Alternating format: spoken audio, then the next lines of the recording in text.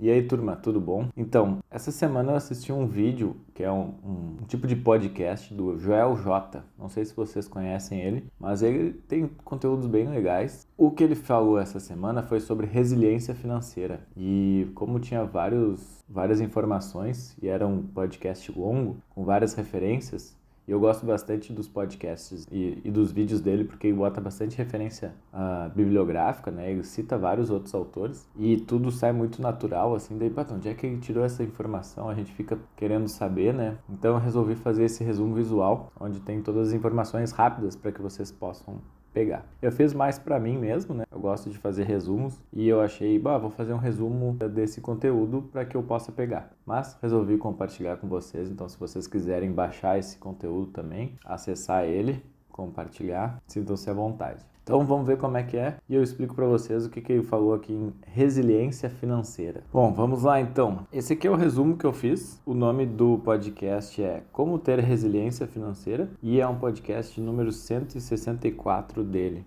É um podcast que ele fala sozinho, né? Não tem convidados. Se vocês quiserem acessar, está lá no YouTube. E o Joel J, ele fala então de vários assuntos e nessa semana ele falou sobre resiliência financeira. O que eu acho mais legal desses materiais que ele compartilha é que ele se referencia em vários autores. Então, para fazer esse podcast, ele falou principalmente sobre esses 5 livros, que são: o primeiro livro, O que os ricos sabem e não contam. O segundo livro é Psicologia Financeira. O terceiro livro é Os Segredos da Mente Milionária. O quarto é O Homem Mais Rico da Babilônia. E o quinto é Quem Pensa Enriquece. E ele, nesse podcast, então, falou das 7 características da resiliência financeira. Como é que a gente pode ter resiliência financeira através dessas 7 características. Sempre citando esses 5 livros. Então, isso que eu acho bem interessante. Primeira questão é monitorar gastos. Então, receber mais, ganhar mais do que se gasta, né? É importante. E ter lá uma tabela com todas as informações do que tu recebe, do que tu gasta, quanto que gasta com supermercado, o que gasta de restaurante e assim por diante. Ter isso monitorado, né? É o básico para a gente poder se organizar. E uma questão bem legal que ele falou aqui, né, com a referência a John Maxwell, é: orçamento não é sobre o que eu gastei. Orçamento é sobre o que eu consigo gastar, qual a minha previsão de gasto com base no que eu ganhei. Então, a gente sempre tem que pensar no mês seguinte com base no que eu tenho do mês anterior. E não o contrário, né? Esperar chegar ao final do mês para daí, eu não tenho mais dinheiro para pagar as contas. Além de monitorar os gastos, reduzir custos. E aqui é bem interessante, né? Ele traz as leis de ouro do livro O Homem Mais Rico da Babilônia. O George Clason fala sobre leis de ouro, mas eu coloquei aqui só a primeira lei, que é a mais importante. E nessa lei de ouro, ele fala: o ouro é de bom grado e numa qualidade crescente para o homem que separa não menos de 10% do seu ouro. Ou seja, de tudo que eu recebo, no mínimo, eu tenho que guardar 10% para que eu tenha sucesso, né? Para que eu tenha qualidade naquilo que eu tenho de riqueza. Então, tenho que sempre economizar pelo menos 10%. E isso é bem difícil, né? Principalmente com todos os custos que a gente tem de vida, de supermercado, de aluguel, de custos gerais.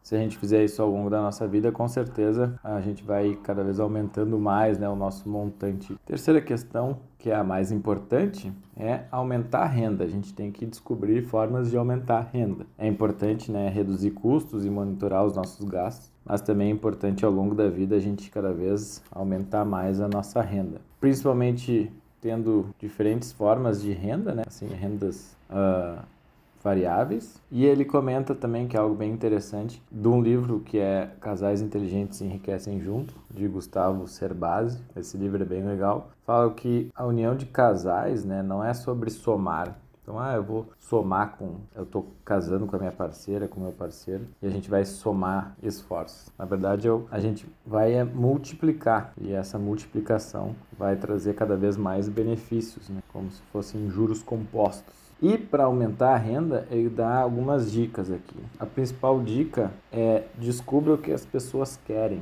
Então, para a gente poder aumentar a renda, a gente precisa vender coisas que as pessoas precisam. Então, ao invés de só fazer o que eu gosto ou só o que eu quero, tem que descobrir também aquilo que as pessoas querem, o que as pessoas buscam. E daí ele comenta, pessoas só dão dinheiro por meio de conseguirem aquilo que elas querem. A gente nunca vai conseguir vender algo se as pessoas não perceberem valor naquilo que a gente faz, né? E outro aspecto interessante é antes de comprar, venda. Então, não vou fazer uma compra se eu não tenho orçamento para isso, se eu não tenho dinheiro para isso. Então, primeiro eu preciso aprender a vender para daí depois comprar. Isso dentro da área de design eu acho bem interessante, porque muitos alunos querem comprar a melhor máquina, comprar o melhor software, mas na verdade com papel e caneta a gente consegue fazer muita coisa. Então, vai aumentando o seu trabalho ao longo daquilo que tu vai vendendo, né? E não o contrário. O quarto item é verifique os ciclos de amizade. Então ele fala como é que essas pessoas se relacionam, né? Ele fala principalmente assim, bom, se as pessoas com que tu circula são pessoas pessimistas, são pessoas que gastam demais, são pessoas que não se organizam, então talvez seja bom tu encontrar outro ciclo de amizade que se preocupe com essas questões para tu poder trocar e falar sobre isso e se organizar junto com elas, né? Harv Eker fala sobre os arquivos de riqueza. Daí isso é muito bacana, né? Tipo, ele fala aqui dos segredos da mente milionária, e esse livro é bem importante as pessoas terem noção que é sobre a mente milionária. Não significa que a pessoa é rica financeiramente, né? Mas ela tem uma visão de pessoa rica, né? Um pensamento de pessoa rica. E nesse livro ele fala sobre esses 5 aspectos aqui do arquivo de riqueza. E o que são esses 5 aspectos, né? Pessoas de mentalidade rica acreditam que criam suas próprias vidas. Tipo, elas enriquecem a partir das suas próprias vontades e crenças e esforço da própria vida. Pessoas de mentalidade rica, elas entram no jogo para ganhar. Elas têm o objetivo de alcançar o sucesso, não apenas perder, né? Ou deixar de ganhar. No sentido de, eu não quero perder, mas também se não ganhar não tem problema. Geralmente quem entra para ganhar e quando tem uma mentalidade de riqueza. Pessoas de mentalidade rica também, elas buscam ser, né? Decidem ser. Então elas entendem bastante o seu modelo mental, e daí aqui ele abre um parênteses para falar sobre mentalidade de escassez e mentalidade de abundância. Então, nosso cérebro, ele é pensado no mais interno, o reptiliano, depois o límbico e depois o neocórtex. E quanto mais externo aqui, mais racional, mais organizado, tipo, com relação a pensamento, criatividade, né? E quanto mais interno, é mais instinto, é mais... Eu levo um susto, meu coração dispara, eu tomo uma ação imediata sem pensar muito. E muitas pessoas trabalham só com esse instinto, né? Com esse nível reptiliano, acreditando que tem escassez em tudo, não vai conseguir chegar nos seus resultados, não pode perder nada. Então ele traz essa dica de outro livro, que é do Richard Wiseman, que é The Factor, onde ele fala da influência das pessoas que têm sorte, mas que as pessoas geralmente se preparam bastante para esse fator de sorte acontecer na vida, né? E por último, as pessoas de mentalidade rica, elas focalizam a oportunidade e não o obstáculo. Ao invés de pensar sobre, vai ser muito difícil, vai ter problemas no caminho, ao invés de pensar no obstáculo, as pessoas de mente ricas pensam principalmente na oportunidade, né? O que eu vou ganhar com aquilo. E depois ele fala sobre o quinto fator, que é eliminar dívidas. Então, obviamente, né? Não ter dívidas é fundamental, mas lembrando que financiamento também é dívida. Se eu financiei meu apartamento em 300 mil vezes, comprei um carro financiado, fiz algum tipo de movimentação assim que é por 3, 4 anos e que parece que já vai ser abatida no meu salário e eu nem percebo, isso continua sendo dívida. Então, muitas pessoas acham que não tem dívida só porque o cartão de crédito delas está zerado, mas está pagando dívida igual. Quanto menos juros a gente tiver, melhor. Então, elimine as dívidas. E tenha um fundo de emergência, né? Então, antes da pandemia, se falava bastante que no mínimo 6 meses do teu salário tu precisa ter. Então, se eu ganho 10 mil reais, eu precisaria ter 60 mil reais na conta para essa reserva de emergência. Mas depois da pandemia até dizem que o ideal seria 12 meses, né? Porque como a gente viveu algo bem desafiador naquela época, ter 1 ano de sobrevida é importante. Então tenha reserva de emergência. E por último, ele fala sobre educação financeira contínua, que é lifelong learning, né?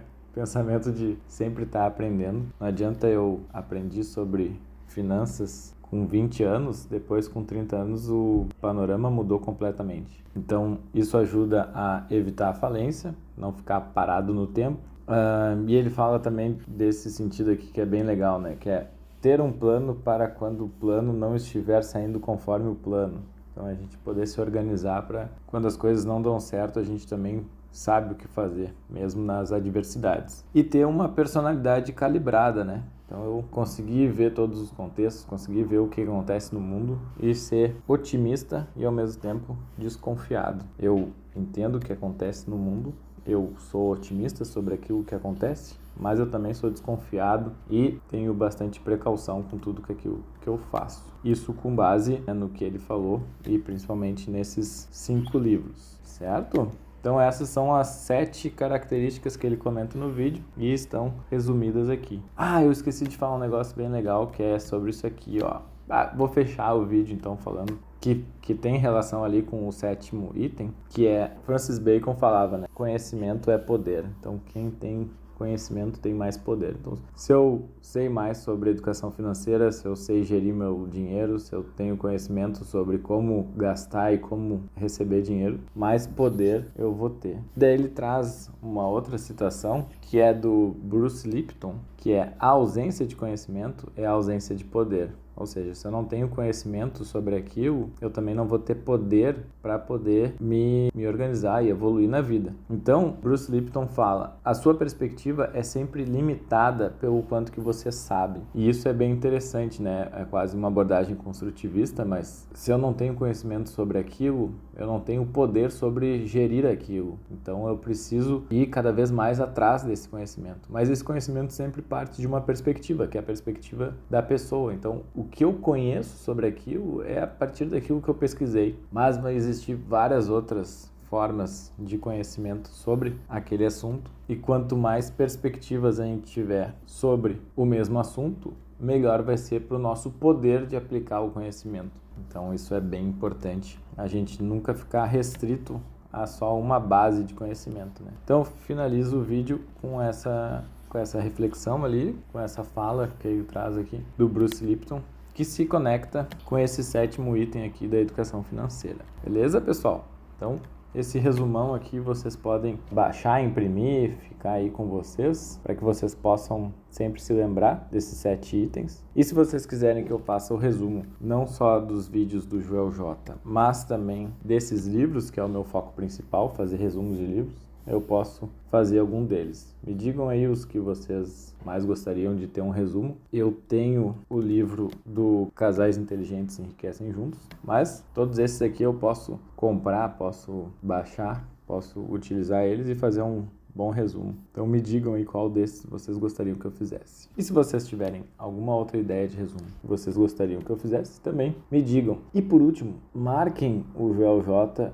e mostrem também para ele, porque eu tentei mandar para ele esse resumo e não tive resposta, né? Obviamente, o cara deve ter mais de 5 milhões de seguidores, mas eu acho que é um conteúdo que pode enriquecer todos os conhecimentos de todas as pessoas, principalmente quando o assunto é complexo, né? E tem muitos dados, muita informação. Resumos visuais ajudam bastante, certo? Nos vemos nos próximos vídeos e esse aqui fica como um vídeo extra para quem quiser curtir esse conteúdo. E se acharam legal esse tipo de conteúdo, me avisem também, porque com isso aqui eu faço mais por mim, faço mais com o que eu gosto mesmo. Não faço para vender, mas são resumos que eu já faria para que eu pudesse estudar. E se vocês quiserem que eu compartilhe mais conteúdos do que eu estudo, me mandem aí, me falem que eu posso fazer mais vídeos, certo? Nos vemos nos próximos. Um abraço, tchau!